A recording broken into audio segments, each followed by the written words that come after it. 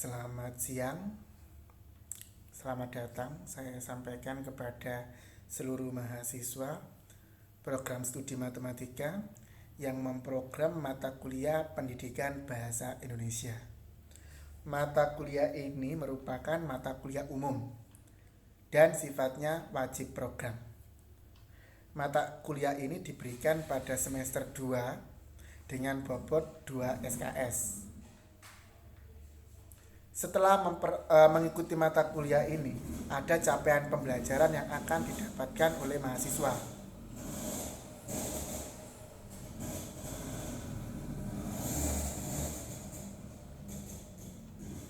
Setelah mengikuti mata kuliah ini, ada capaian pembelajaran yang akan didapatkan oleh mahasiswa, yakni mahasiswa mampu mengeksplorasi teks akademik dalam genre makro, menjelajah dunia pustaka dengan teks ulasan, mendesain proposal penelitian dan proposal kegiatan, melaporkan hasil penelitian dan hasil kegiatan, serta mengaktualisasikan diri melalui artikel ilmiah dengan baik dan benar. Ini adalah capaian pembelajaran mata kuliah pendidikan bahasa Indonesia yang diberikan di program studi matematika. Dari capaian itu diturunkanlah deskripsi mata kuliahnya. Deskripsi mata kuliah ini membahas tentang model teks akademik dalam genre makro, model teks ulasan buku, model teks proposal penelitian dan proposal kegiatan, model teks laporan hasil penelitian dan hasil kegiatan, serta model teks artikel ilmiah. Ini adalah deskripsi mata kuliah yang diturunkan berdasarkan capaian pembelajaran mata kuliah tersebut. Untuk bisa mengimbangi dan memenuhi capaian yang telah ditetapkan, maka ada referensi perkuliahan yang harus dibaca dan dipahami. Referensi perkuliahan itu sifatnya dibedakan menjadi dua dalam hal ini. Dalam perkuliahan ini ada referensi yang sifatnya primer dan ada referensi yang sifatnya sekunder. Referensi primer itu adalah referensi pokok, referensi utamanya. Kalian harus membaca dan ini kita jadikan pegangan selama 1 semester. Yakni buku ajar mata kuliah umum bahasa Indonesia, ekspresi diri dan akademik yang diterbitkan oleh Direktorat Jenderal Pembelajaran dan Kemahasiswaan Kemeristek Republik Indonesia. Ini diterbitkan tahun 2016. Dari mana Pak kita bisa mendapatkan? Nanti saya semua referensi yang saya tawarkan di sini nanti bisa kalian baca, bisa kalian kunjungi, bisa kalian unduh di blog yang sudah saya buatkan, di blogspot yang sudah saya buatkan, yakni Ruang Dosen Susastra. Di situ sudah saya sajikan semua, mulai dari yang primer sampai yang sekunder. Tinggal kalian bagaimana rasa ingin tahu kalian tentang mata kuliah ini. Kalau kalian tidak punya rasa ingin tahu ya cuek. Tapi kalau kalian ingin belajar, ingin bisa, ingin paham, silakan kunjungi dan buku-buku e-book tadi bisa di-download atau diunduh ya. Dan nanti bisa dibaca serta dipahami sehingga perkuliahan ini capaiannya bisa tercapai. Tidak hanya sekadar ikut saja, tapi kalian ada hasil yang bisa kalian dapatkan dari perkuliahan ini. Kemudian yang berikutnya ada referensi sekunder, ada 7. Dan ini wajib baca dan wajib paham. Jadi jenis membacanya membaca pemahaman, bukan membaca sekilas ya, artinya hanya halaman daftar isinya saja, tetapi dibaca pembaca pemahaman adalah membaca secara intensif, dipahami di dalam itu ya. Kalau ibarat kata kita belajar bahasa Inggris, ada grammar sama tensisnya itu harus tahu gitu loh. Mempelajari bahasa Inggris kan gitu tuh. Yang pertama adalah bukunya Pak Anton Mulyono dan kawan-kawan, judulnya Tata Bahasa Baku Bahasa Indonesia edisi keempat. Kemudian bukunya Pak Mustaqim tentang bentuk dan pilihan kata, bukunya Meti Takdir Kadratilah tentang tata istilah, bukunya Sri Satria Caturwisnu Sasangka tentang kalimat, bukunya Srianto tentang ejaan, bukunya Suladi tentang paragraf, serta buku yang ditulis oleh tim pengembang pedoman bahasa Indonesia yang berjudul Pedoman Umum Ejaan Bahasa Indonesia. Masing-masing buku ini diterbitkan oleh Badan Pengembangan dan Pembinaan Bahasa Kementerian Pendidikan dan Kebudayaan. Semua bisa didownload, dibaca secara gratis. Jadi tinggal kita membacanya jangan harus diimbangi dengan pemahaman. Sehingga apa yang menjadi inti, apa yang menjadi tujuan disusunnya buku itu bisa kalian nikmati. Itu ya. Tuh. Dan ini sifatnya wajib baca dan wajib paham. Tuh ya. Kemudian untuk kegiatan perkuliahan. Nanti perkuliahan kita cenderung banyak praktiknya. Diskusi, banyak tanya jawabnya, dan ada penugasan. Jadi jangan khawatir, saya tidak cenderung ceramah seperti ini, tetapi nanti kita banyak diskusi dan tanya jawab, serta ada tugas-tugas yang harus dikerjakan. Berdasarkan deskripsi mata kuliah itu, model atau bahan kajian mata kuliah ini dapat diklasifikasikan menjadi 5. Yang pertama kita nanti mampu mengeksplorasi teks akademik dalam genre makro. Jadi kita bisa memahami tentang teks akademik. Kita bisa tahu apa bedanya teks akademik dengan teks non-akademik. Gitu ya. Bagaimana sih membedakan genre makro sama genre mikro? Mengapa sih kita harus belajar teks?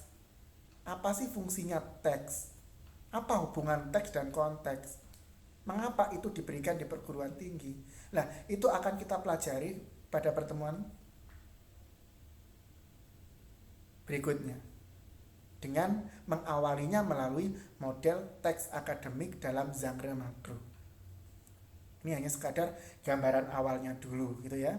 Baru nanti itu tadi untuk pertemuan atau minggu pertama sampai minggu ketiga. Di minggu keempat sampai 5 nanti kita akan belajar tentang teks ulasan buku. Teks ulasan buku. Buku itu ada karakternya, ada buku fiksi dan buku non-fiksi. Ada buku fiksional, ada buku faktual. Nanti kita banyak cenderung ke buku-buku faktual. Baik yang buku asli berbahasa Inggris maupun yang berbahasa terjemahan.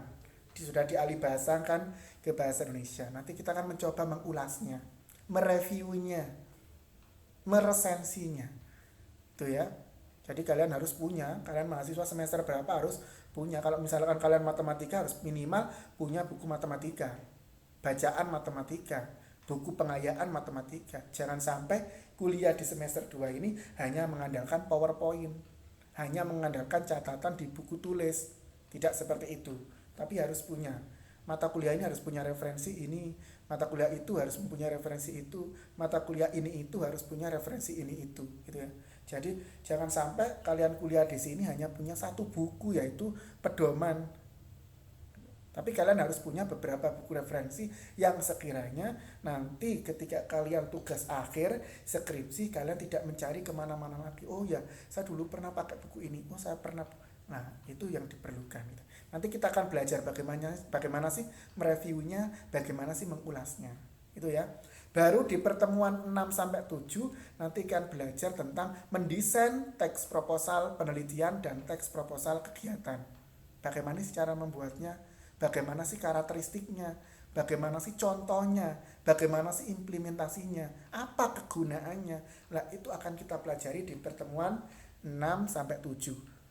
Nah, nanti dilanjutkan di pertemuan ke-8 ada ujian tengah semester. Ada UTS ya. Setelah mempelajari 3 model teks tadi, baru diimbangi dengan UTS. Baru nanti di pertemuan 9-11 kita akan belajar menyusun tentang model teks laporan hasil penelitian dan kegiatan. Kalau di pertemuan sebelum UTS kita belajar teks proposal, di pertemuan ke-9-10 kita akan belajar menyusun teks laporannya. Gitu ya. Teks laporan hasil kegiatan. Baru nanti di pertemuan 12-15 kita akan belajar menulis atau mengaktualisasikan diri melalui artikel ilmiah. Itu bagaimana cara membuat artikel jurnal akan kita pelajari di pertemuan 12-15. Setelah itu di pertemuan ke-16 ada ujian akhir semester. Itu adalah bagian kajian, bahan kajian yang akan kita pelajari selama 1 semester. Gitu ya. Untuk mata kuliah pendidikan bahasa Indonesia yang diberikan pada program studi matematika. Dari bahan kajian itu kita sekarang lanjutkan ke tugas mahasiswa.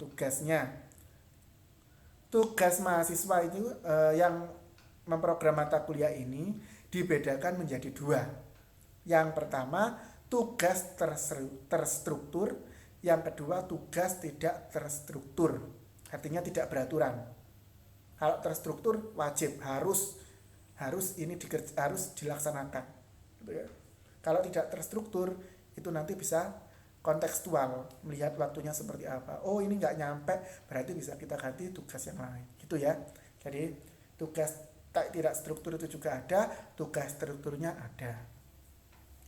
Tugas terstruktur mahasiswa itu mudah. Mudahnya karena hanya membaca dan memahami. Membaca dan memahami semua buku referensi yang digunakan. Kalau tadi di referensi perkuliahan jumlah keseluruhannya ada 8. Lah, di tugas terstruktur ini kalian wajib membaca 8 buku itu. Selain dibaca ya harus dipahami. Ini namanya membaca intensif, membaca secara luas bahan bacaan. Bukan membaca sekilas atau membaca skimming, membaca di hanya hal-hal tertentu saja, tidak, tapi ini dibaca secara keseluruhan. Nah, hasil membaca ini dapat kalian nikmati, dapat kalian rasakan nanti ketika kalian melakukan tugas-tugas yang kaitannya dengan menulis. Kalau kita lihat bahan kajian tadi kan kecenderungan kebanyakan menulis. Nah, targetnya di situ, capaian luarannya di situ. Secara terselubung kita akan bisa menikmatinya dari situ. Oh iya, sekarang membaca ejaan. Oh, fungsi tanda titik ini. Nah, ketika disuruh menulis, oh ini harus titik ya titik, tidak diserobot saja. Contoh, ibu pergi ke pasar, titik. Itu sudah jadi kalimat, polanya subjek, predikat, objek. Jangan dibabas. Ibu pergi ke pasar, ayah pergi ke kamar. Nah, itu tidak ada tanda titiknya, ya itu salah. Makanya kalau kalian sudah tahu fungsi tanda titik, berarti kan waktunya berhenti ya berhenti, waktunya koma ya koma, kalimat perintah ya perintah, kalimat tanya ya tanya. Itu ya. Kalimat ini kok bingung ya. Saya masa membuat kalimat itu sampai 10 baris. Kok belum titik-titik. Nah, ini ada kesalahannya di mana? Tuh ya. Itu nanti kaitannya dengan kalimat efektif. Nah, nanti tadi kan ada buku tentang kalimat. Nah, itu nanti bisa kalian pelajari. Oh, saya kok kesulitan menyusun paragraf ya. Bagaimana cara menyusun paragraf? Nah, nanti kalian bisa mengenal yang namanya kalimat utama. Itu semua bisa kalian dapatkan, bisa kalian ketahui, bisa kalian rasakan, bisa kalian pahami setelah kalian melaksanakan tugas terstruktur ini, yakni melakukan kegiatan pembacaan dan pemahaman pada buku-buku yang dijadikan referensi perkuliahan. Jadi jangan sampai abai. Kalau kalian abai ya pasti nggak tahu apa-apa. Itu ya. Belajar ilmu bahasa, kalau kalian tidak imbangi dengan membaca, ya tidak dapat apa-apa. Berbeda dengan pelajaran mata kuliah yang kaitannya menghitung. Kalian harus jeli dalam menghitung. Kalau kaitannya dengan ilmu bahasa, pasti hubungannya dengan membaca. Karena kalau kita belajar berbahasa, ada 4 keterampilan yang harus dikuasai. Keterampilan membaca, iya. Keterampilan menulis, iya. Keterampilan menyimak, iya. Keterampilan mendengarkan, iya. Yang satunya keterampilan berbicara, iya. Itu adalah 5 aspek keterampilan berbahasa. Oleh karena itu kalau kalian ada mata kuliah seperti ini tidak pernah membaca, ya tidak akan dapat apa-apa. Nah, itu adalah poin utamanya. Oleh karena itu, di mata kuliah ini tugas terstruktur tadi saya jadikan sebagai tugas utama. Walaupun nanti tidak saya masukkan nilai, tapi implikasi dari membaca tadi tugas ini adalah penerapan. Ketika nanti saya suruh membuat esai, berarti kan membuat proposal, berarti secara tidak langsung itu harus diterapkan hasil bacaan kalian. Oh, ini penulisan gelar DRS titik desi tanpa sari koma mm tanpa titik, itu jelas salah. Setiap gelar harus diakhiri tanda titik. gitu ya. Atau profesor titik doktor titik namanya siapa, misalkan Ani mana lagi, berarti koma berarti harus diakhiri tanda titik. Setiap gelar akademik akhirnya pasti ada titiknya, gitu ya, tanda titiknya. Nah, kalau kalian tambah tanda titik itu pasti ada kesalahan. Oleh karena itu, hal-hal teknis semacam itu harus kalian baca sendiri, harus dipahami. Sehingga nanti secara tidak langsung atau bahkan otomatis bisa kalian terapkan, gitu ya. Saya nggak mungkin di sini selama 1 semester saya mengajari fungsi tanda titik, fungsi tanda koma, cara menulis gelar kan, penulisan gelar kan tidak saya ajarkan seperti itu. Tapi itu upaya kalian untuk mengimbangi mata kuliah ini, gitu ya. Terus bagaimana membuat kalimat efektif, bagaimana, kan tidak seperti itu. Jadi kita langsung cenderung praktik, gitu ya. Nanti disajikan teks, baru kita bedah, baru kita proses, baru kita mau apakan teks-teks ini, gitu loh ya. Nah, artinya kontekstual, bukan hanya tekstual tapi kontekstual, teks dan konteksnya mengikuti, ada keseimbangan. Itu adalah tugas terstruktur mahasiswa yang memprogram mata kuliah ini. Sekarang saya lanjutkan ke tugas tidak terstruktur. Dalam 1 semester ada 5 tugas tidak struktur yang diberikan. Tidak boleh kurang. Kalau kurang berarti nanti nilainya kurang. Kalau misalkan saya masih memberikan 3, kurang 2, berarti kalian harus mengingatkan saya, misal saya abai, gitu ya. Pak, ini tugasnya masih 4 kurang 1 ya, yang mengingatkan. Karena dalam 1 semester tugasnya tidak terstruktur ini ada 5. Kalau lebih berarti nggak usah dikerjakan, kerjakan aja 5 tugas itu yang saya berikan, ya toh? Tuh. Kemudian yang kedua, tugas tidak terstruktur bersumber pada buku ajar yang digunakan. Artinya tugas itu tidak jauh-jauh dari bahan ajar yang kita pakai, yang diterbitkan oleh Dirjen Bermawa tadi. Tidak jauh dari situ. Ya pasti kaitannya dengan teks akademik, teks ulasan, teks proposal, teks laporan, dan teks artikel ilmiah. Tidak mungkin saya ajari kalian teks-teks fiksional, contoh puisi, tidak seperti itu. Tapi kaitannya dengan teks-teks yang berbasis faktual atau teks ilmiah, itu ya. Oke. Kemudian mahasiswa harus mengikuti secara tertib perkuliahan ini. Karena apa? Kalau kalian tidak tertib, kalau kalian jarang masuk, pasti akan ketinggalan. Pasti ketinggalan dengan teman yang lainnya. Dan pasti akan keteteran karena ketinggalan tadi. Oleh karena itu, jika benar-benar tidak sifatnya penting, tidak usahlah, tetaplah masuk seperti biasanya. Ikutilah perkuliahan yang saya berikan. Untung-untung daring ini kan bisa diputar sampai semalaman bisa, gitu loh ya. Jangan sampai apa. Tapi presensi tetap jalan sebagai alat kontrol kita memantau kalian, kegiatan belajar kalian. Itu ya. Berikutnya, tugas tidak struktur yang diberikan sebelum UTS dikumpulkan sebagai nilai UTS. Jadi kalau sebelum UTS tadi kita mempelajari 3 teks, berarti tugas-tugas dari 3 teks itu dikumpulkan pada saat UTS, dan itulah nilai kalian, nilai UTS kalian. Diambil dari situ. Berikutnya, tugas tidak terstruktur yang diberikan sesudah pelaksanaan UTS itu dikumpulkan sebagai nilai UAS. UAS, ujian akhir semester. Jadi teks laporan sama teks artikel ilmiah tugasnya nanti sebagai tugas UAS, sebagai nilai UAS. Itu adalah tugas tidak terstruktur yang diberikan pada mata kuliah ini. Sekarang saya lanjutkan pada kriteria penilaian. Untuk nilai akhir mata kuliah ini, nah ini kan ada 2 oposisi ya. Yang pertama, ada nilai yang plus minus yang kemarin sempat beredar, dan di lain sisi ada nilai yang masih tetap digunakan walaupun itu tadi sudah diedarkan, tapi ada yang masih digunakan, gitu ya.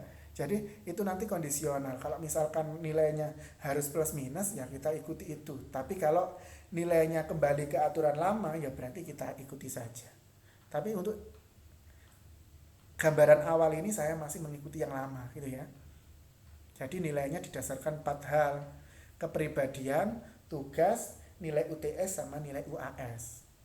Nilai kepribadian bobotnya 20%. Itu ditentukan berdasarkan kehadiran dan keaktifan di kelas.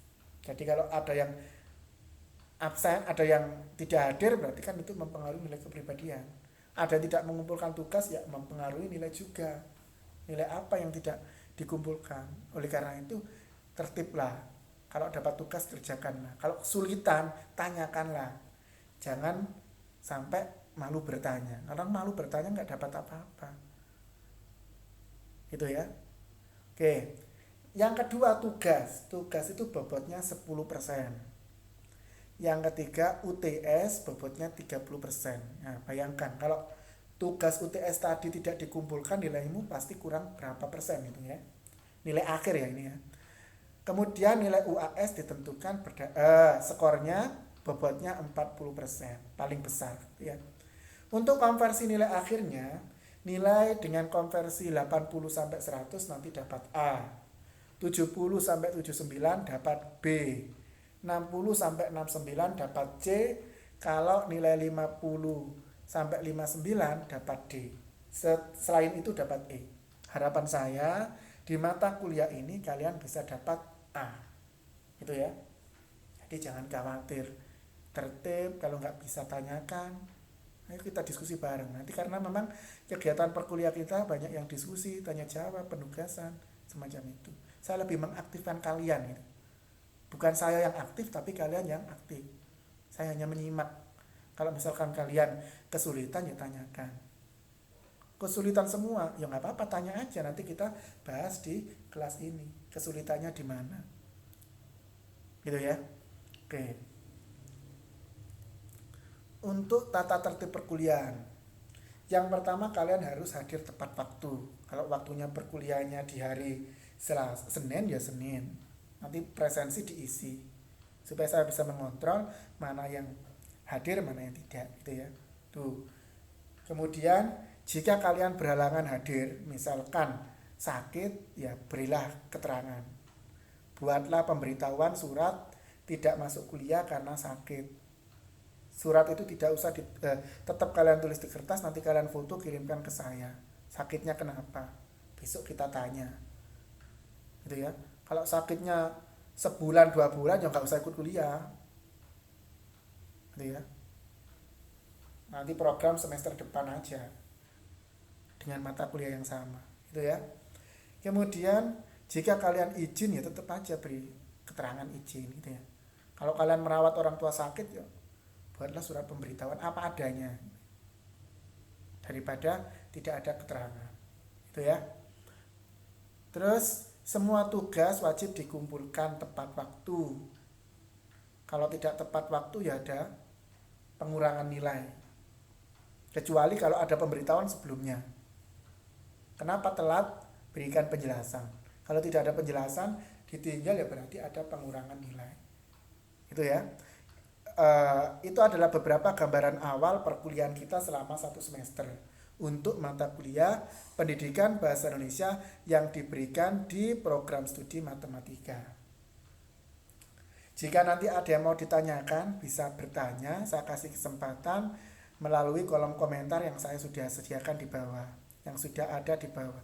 Boleh bertanya melalui blogspot yang Ruang Dosen Susastra, boleh melalui WA atau melalui tayangan video ini. Boleh, silakan. Yang penting menyebutkan nama lengkap sama NPM. Tidak saya kurangi, tetapi akan saya kasih tambahan nilai.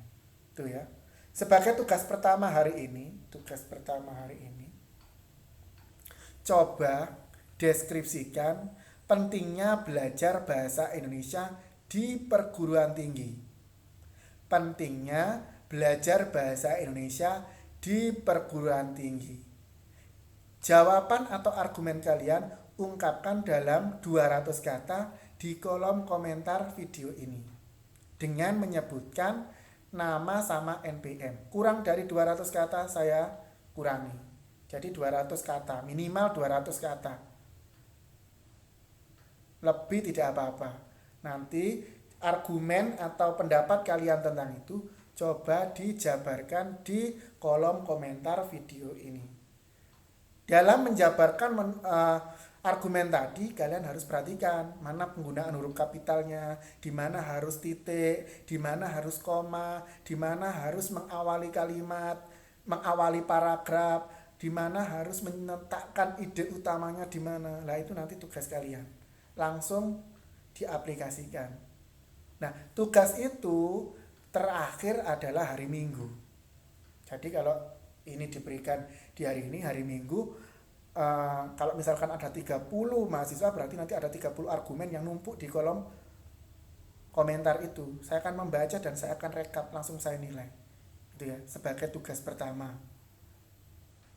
Nanti hasilnya